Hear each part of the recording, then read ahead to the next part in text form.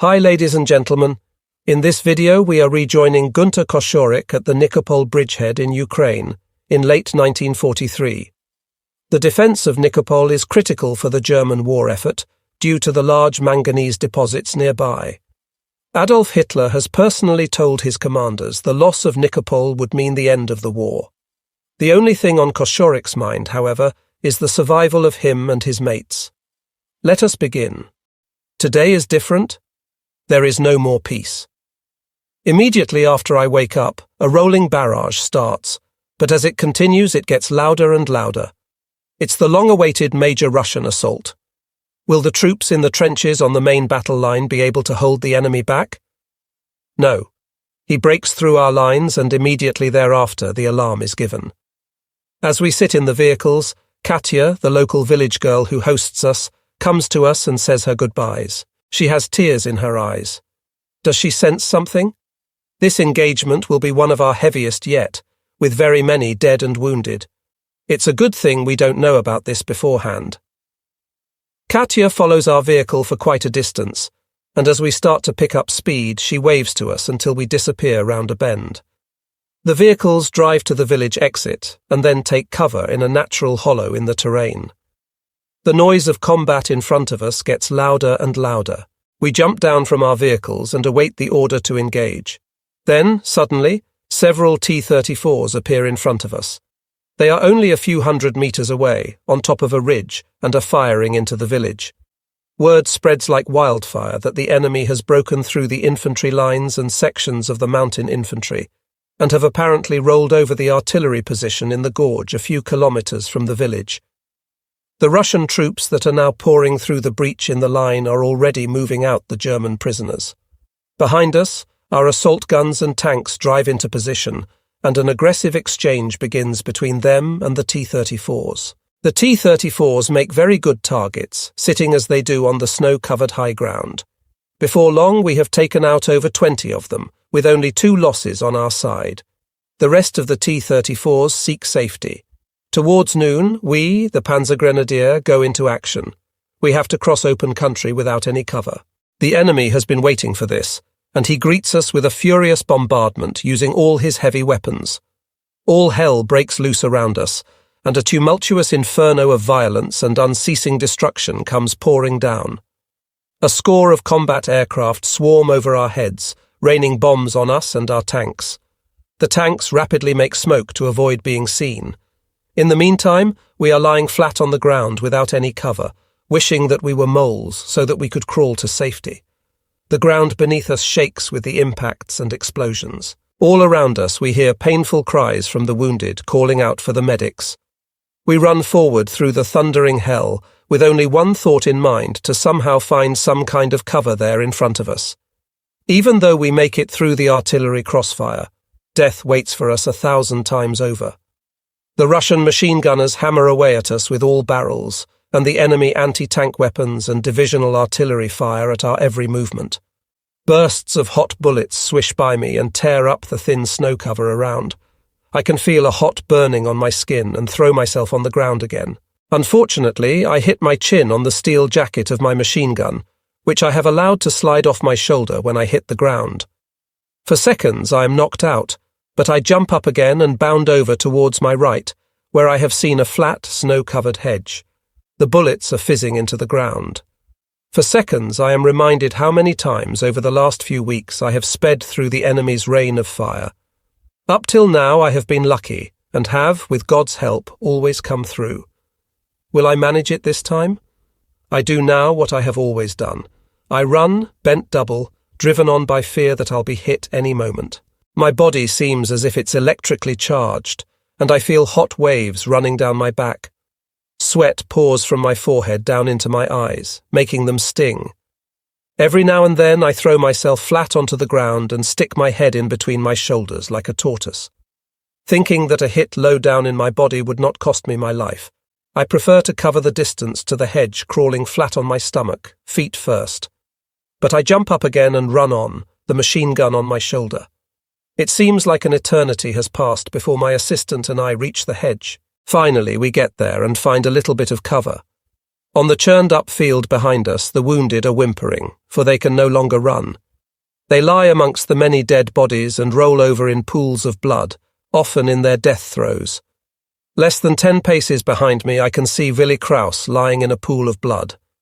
Willi is dead, and still has the gun mounting from Fritz Harman tied to his back.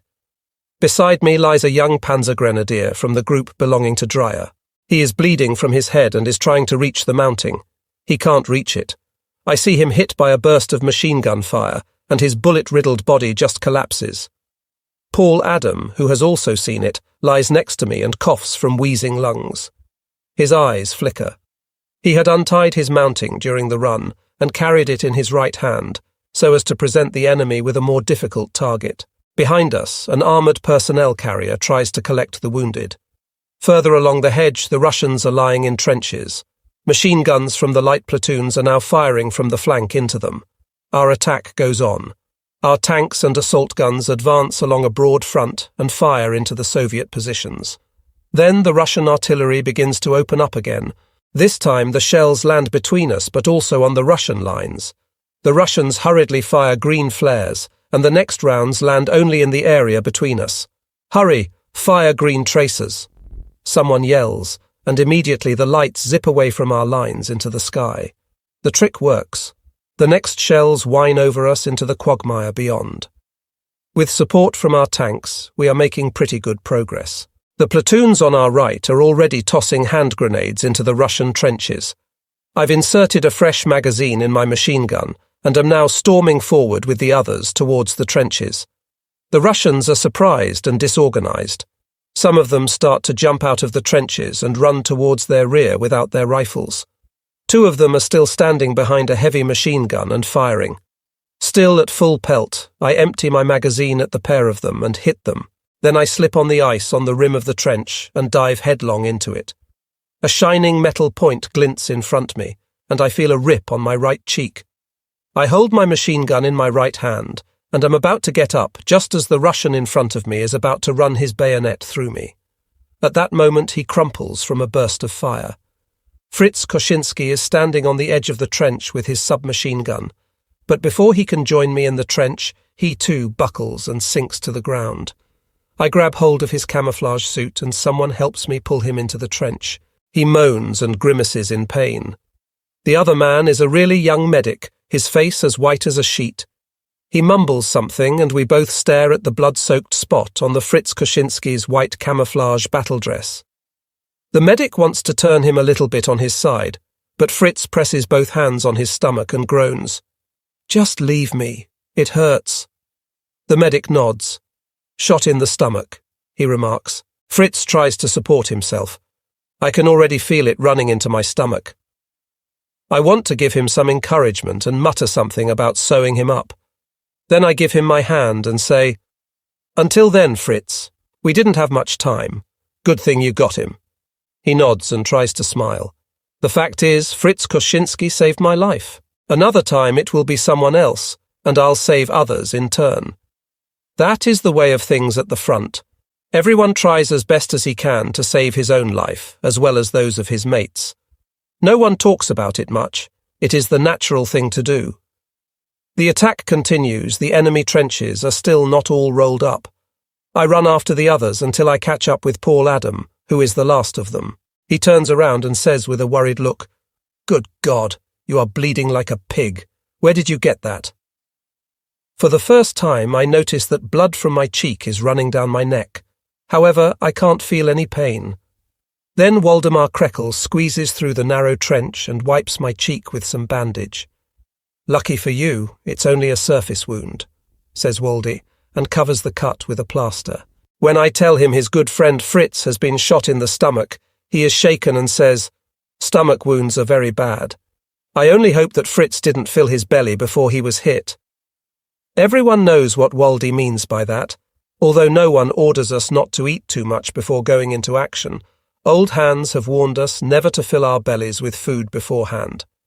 If you get shot in the stomach and it is empty, you have a much better chance of surviving than if it's full.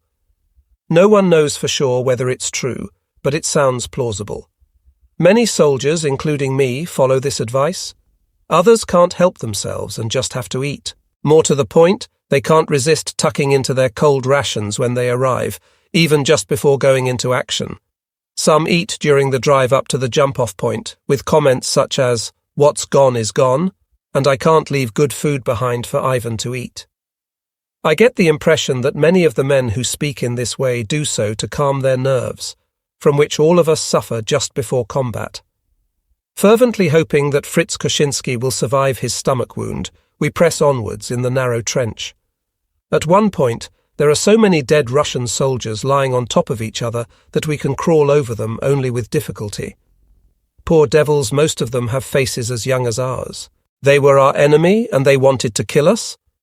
Now they can harm us no more and are lying still and silent, like many of our comrades on the snow-covered fields behind us.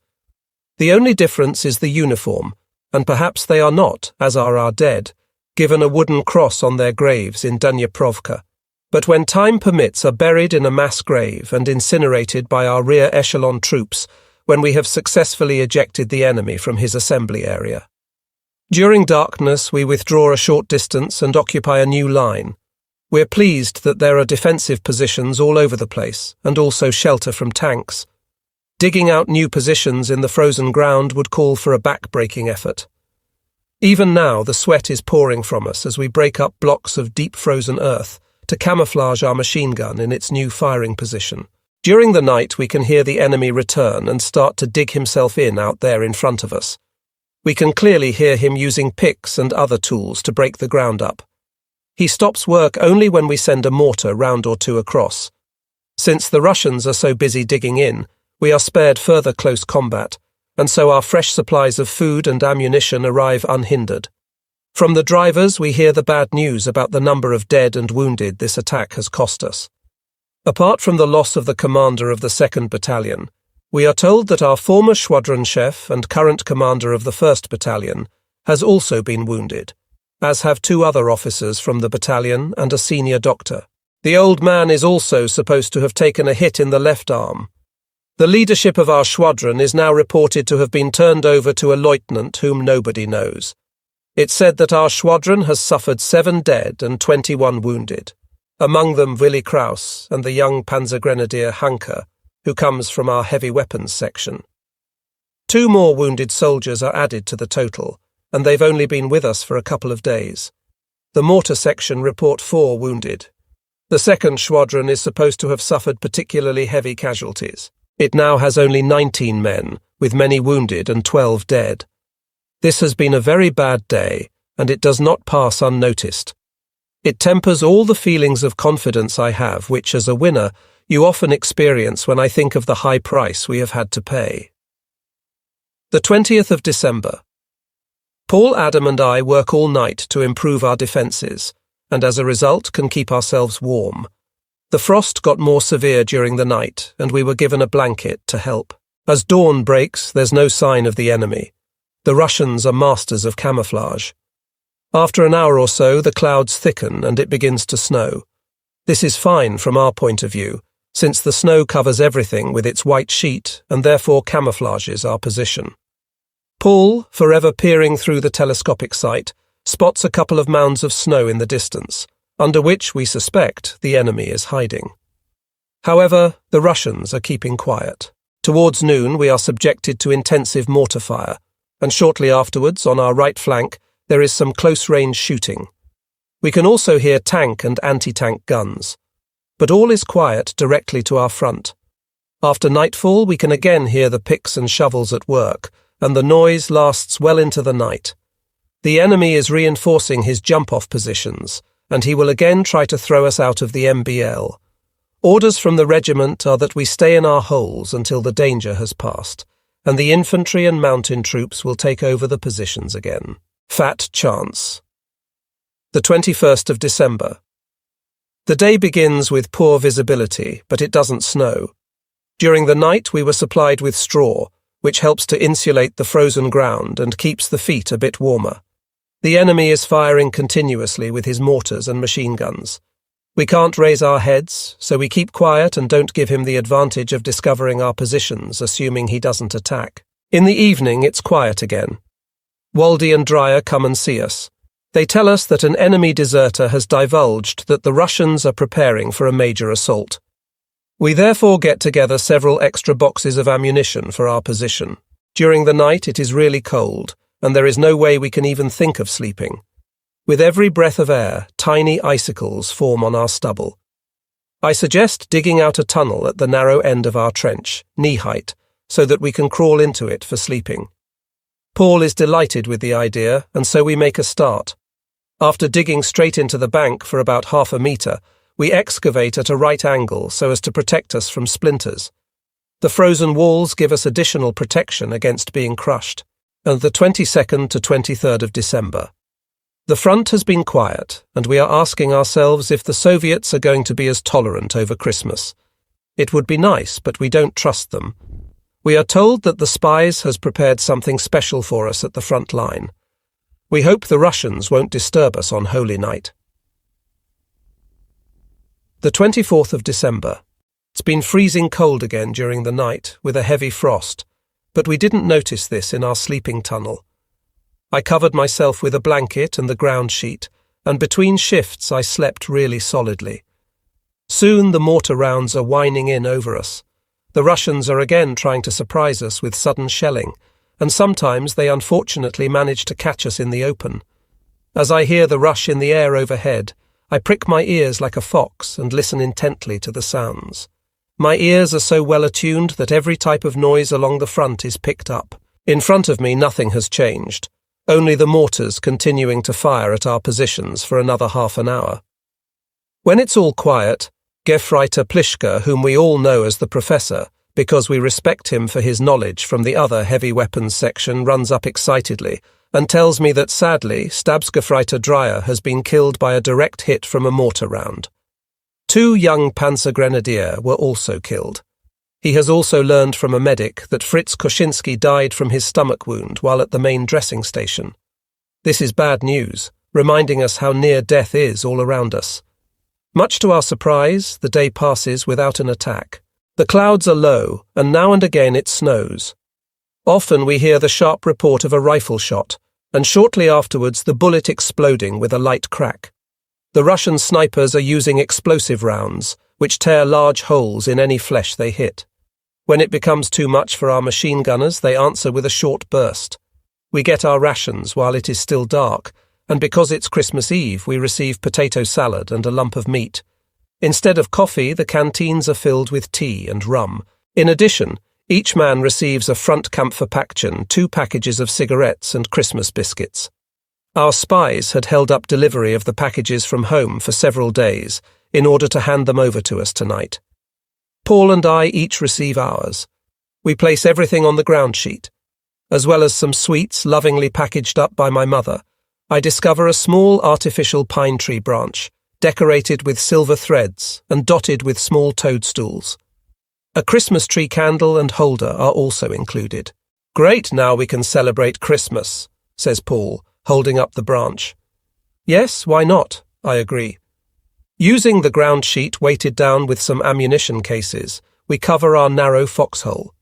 Then we crouch down and light our candle on the branch, which Paul has laid on top of the flattened paper cartons from our packages.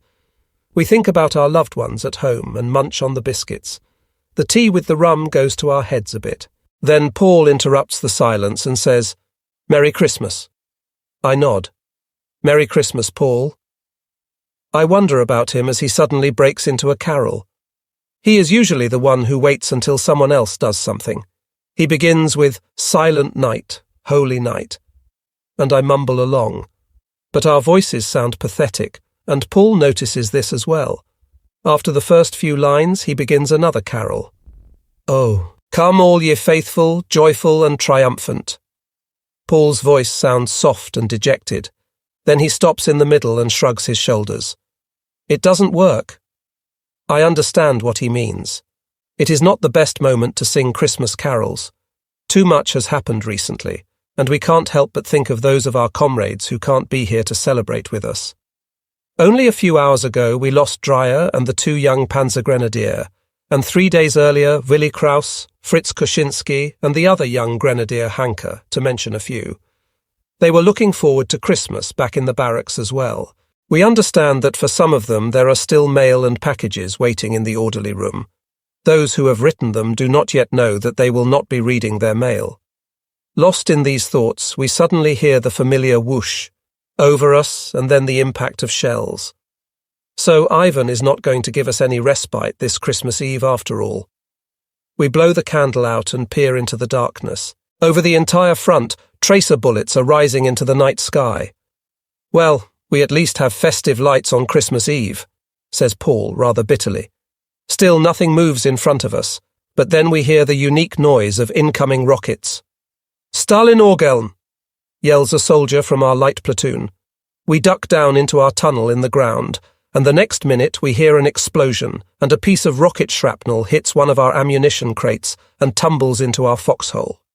The Russians play their organ twice more before it becomes quiet again. The 25th of December. At 8 in the morning, the Russian drum roll breaks loose over us like a devastating hurricane. We crawl into our tunnel and come up only now and then to check the conditions in front of us. We're ready to defend ourselves, but we know that this will begin only after the enemy has advanced so far that our defensive fire can be effectively directed. Even though I have experienced enemy barrage fire with heavy weapons several times before, I can't help but get anxious all over again. The endless waiting makes me nervous and restless.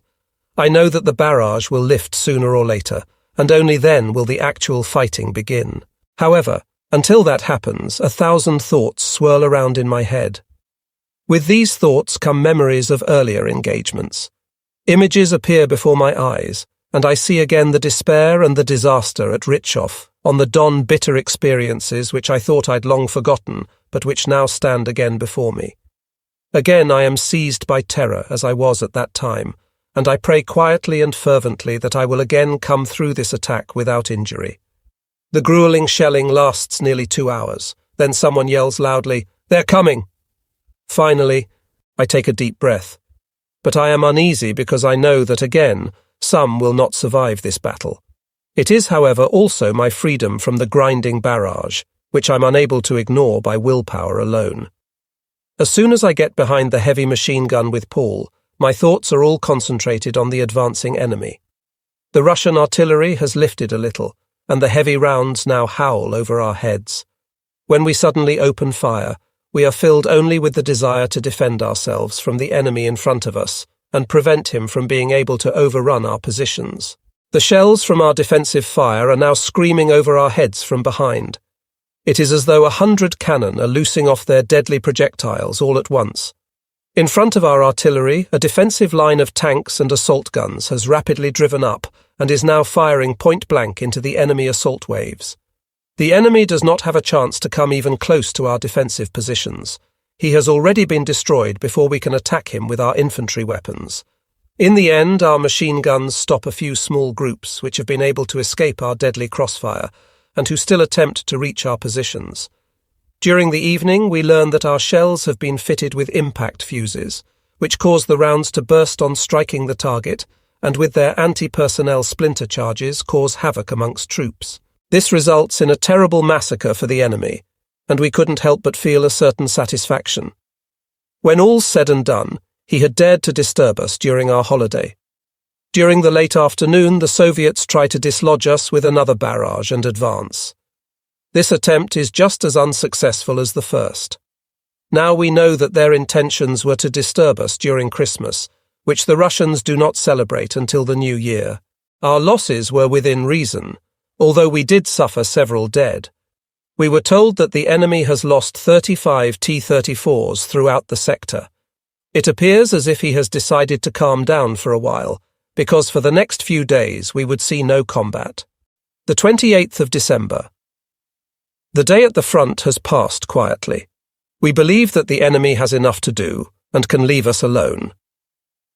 The 29th of December. The troops who occupied these positions earlier are relieving us. They take over their old foxholes on the main battle line, from which they had been ejected by the Russians in their last major assault. We're delighted to be able to return to our quarters and make ourselves half-human again. If any of our friends back at quarters hope to recognize us, they will have to look pretty carefully as we are bearded and covered with dirt. It is surprising how quickly our attitudes have changed. As we sit in the vehicles and get closer to the barracks, we joke and talk about what we will do when we get back. But as soon as we see Katya standing there, waiting for us with tears in her eyes, we become serious. Again, she has placed small woven wooden crosses on the bed covers of our fallen comrades. Because she wants to hide her tears from us, she runs quickly away after a brief welcome, calling back as she does so, Raboti, Raboti, which means something like, I must work. After we have cleaned up, we collapse and sleep until evening. Then we get our rations, in addition to which each man also receives a bottle of brandy. I give my bottle to Waldy, because in his grief over the loss of his friend, he is sitting still in the corner, pouring alcohol into himself. In the evening, I am again with Paul Adam, as well as Katya and her mother. We are learning Russian and enjoying ourselves with our gibberish. Once, when Katya touched Paul's hand, he looked into her shining blue eyes and blushed. Aha, I thought, there is some flirting going on here. When I got tired and left, Paul and Katya stayed behind.